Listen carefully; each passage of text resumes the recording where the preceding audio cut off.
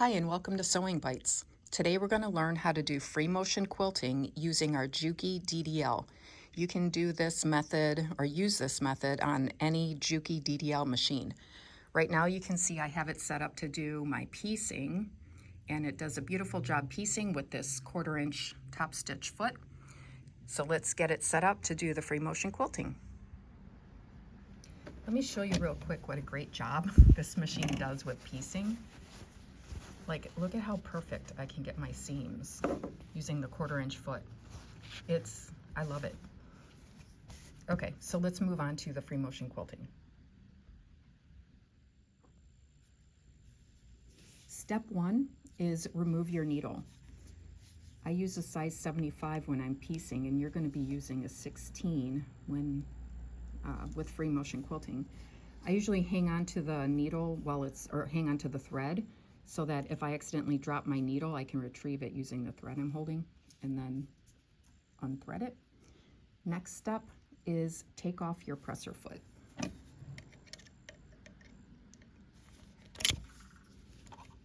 And for this, you're going to take the screw off because the next foot that goes on, you have to have the screw completely off. All right.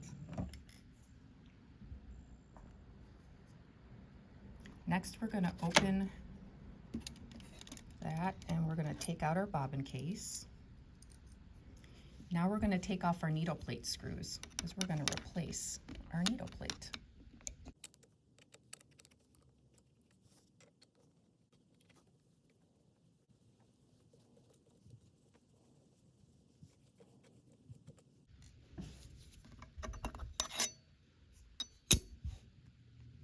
All right, needle plate is off. Make sure you don't lose any screws. Now we're going to take off our feed dog. All you're going to do is remove these 2 screws and your feed dog is going to come off.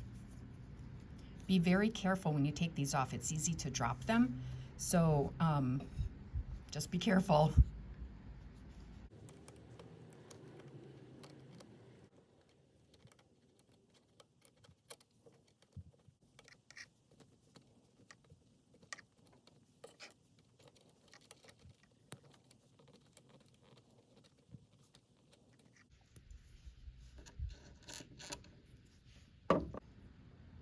All right, our feed dog is off. I use a magnetic tray to hold everything because that way I will not lose these teeny tiny little screws.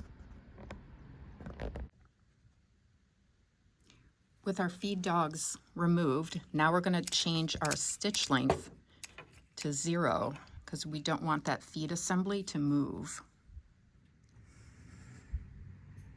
Now we're going to put on our darning plate, which goes on in place of your regular needle plate that has the holes in it for your feed dogs.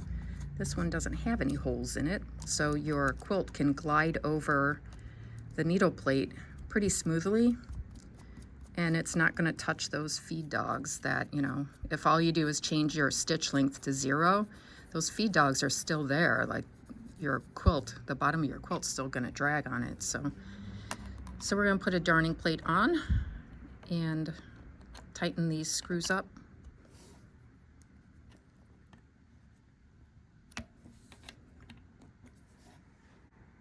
And there you go. So now you have a nice flat darning plate,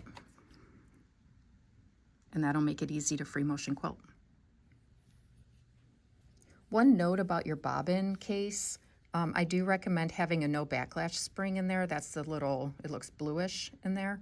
That's a no backlash spring. It helps the bobbin stop rotating when you're sewing fast. So it can help stop, like your bobbin thread from tangling. So go ahead and install your bobbin case. Now let's put our high shank free motion foot on, and you can tighten it to anywhere within this area because we're going to adjust the height of it based on the thickness of your quilt after we get everything else all set up.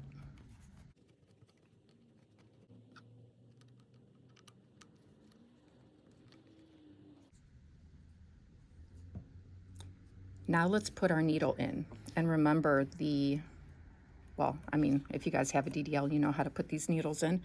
But just remember the long groove is on the left side. The scarf is facing inside, oops, is facing inside the machine.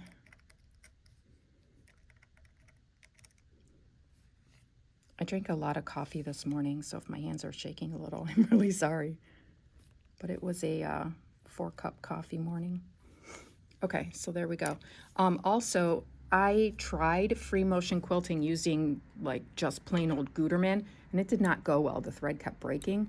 So I can't recommend Gutermann for free motion quilting, at least not the Sewall thread. I'm using Madeira Aerofill. This is Madeira Aerofill, and I really like it a lot. It works really well. So now thread your machine with the thread you're going to use to quilt, and put a bobbin in with also the thread you're going to use to quilt. Here we have our presser foot installed, and the needle is installed, and I am threaded and ready to go. We're going to adjust the height of this presser foot as soon as we get our quilt under the needle. This is the quilt I'm going to be quilting on. It's pretty thin, and you can see there's a lot of space under the presser foot. You don't want a lot of space under there.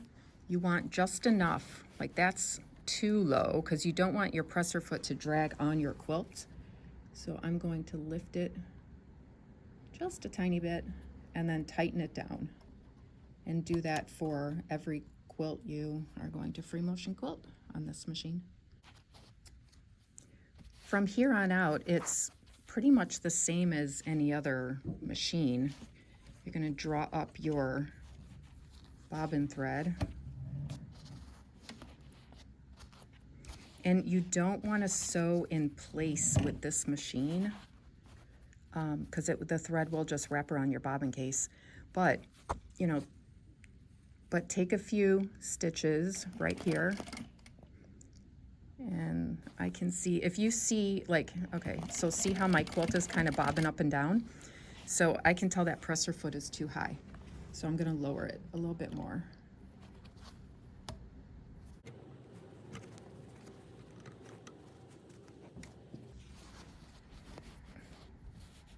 Okay, that should be better.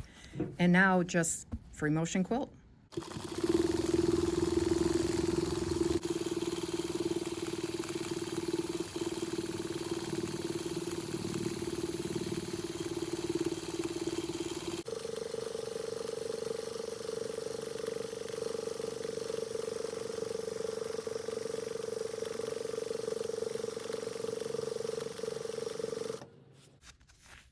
All right, let's see how that looks.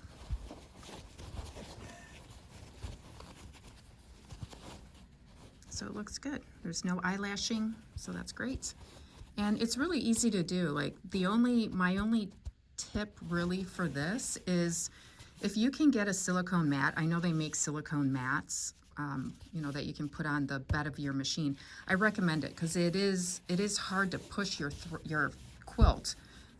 Like it's not as smooth. Maybe with some more practice, you know, it'd be easier. But if this tabletop was smoother, I think moving the quilt would be more fluid. So a silicone mat would help. I know they do make silicone spray as well, so maybe that would help. But you know, other than that, it's a really easy process and it's fun. And I'm happy to, you know, be able to free motion quilt using my DDL. If you want a free motion quilting machine that is fabulous and has like the best stitch regulator, that's the Juki J350 sit down machine. It does not have feed dogs, so you can't piece on it. That's my only beef with that machine. Otherwise, it is fantastic. So there you go. If you have any questions, please put them in the comments, and thank you for watching Sewing Bites.